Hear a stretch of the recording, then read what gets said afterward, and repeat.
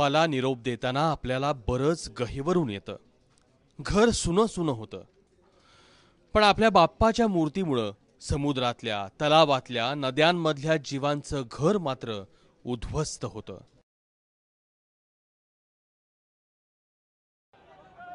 आणि त्याचं कारण आहे प्लॅस्टर ऑफ पॅरिसच्या मूर्ती, अर्थात पीओपी.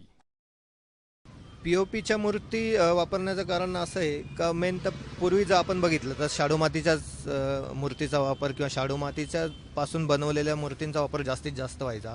कालांतराने लोकांची मागणी वाढत गेली, त्यानुसार मग पीओपी हा ऑप्शन आला आणि मग मास प्रोडक्शन म्हणून पण पीओपीचा जास्तीत जास्त वापर होत गेला.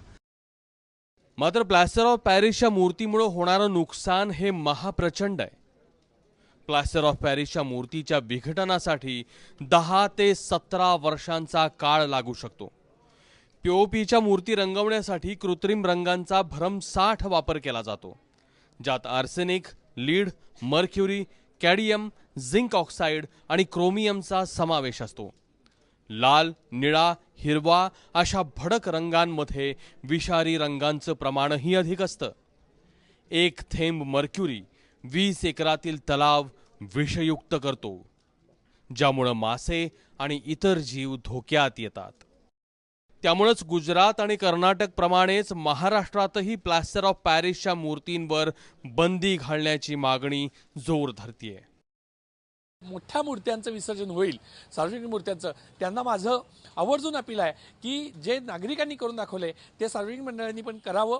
याच्यामध्ये 3-4 पर्याय त्यांच्यासमोर राहतील. एक तर मंडळाची मूर्ती विसर्जन करण्याच्या ऐवजी पूजेची मूर्ती विसर्जित करावी, जेणेकरून नद्यांचं प्रदूषण होणार नाही. दुसरं की ज्यांना ज्यांना शक्य आहे, ज्यांच्याकडे जागा उपलब्ध आहे, त्यांनी हीच मूर्ती ठेवावी आणि पुढच्या वर्षी ती मूर्ती वापरावी. तिसरा पर्याय आहे की त्यांनी मूर्त्या एकमेकांमध्ये एक्सचेंज करायला सुद्धा हरकत नाही. अशी मूर्ती देवघेव केली तर त्यांना मूर्ती नवीन करावी लागणार नाही आणि ती विसर्जन होणार नाही. मुंबई, पुणे, ठाणे, नाशिक, नागपूर आणि औरंगाबाद सारख्या शहरांमध्ये मोठ्या मोठ्या गणेश मूर्तींचा बडेजाव पाहायला मिळतो.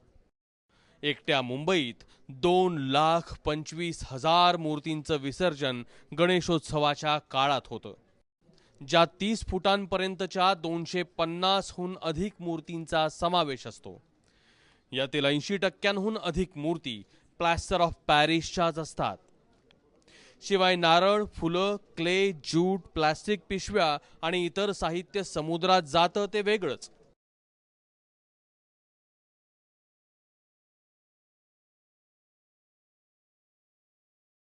प्लॅस्टर ऑफ पॅरिसच्या मूर्तींवर बंदी घालण्याची मागणी जुनी आहे, पण प्रश्न धार्मिक आणि भावनिक असल्यानं सरकार त्याकडे गांभीर्यानं पाहतच नाही.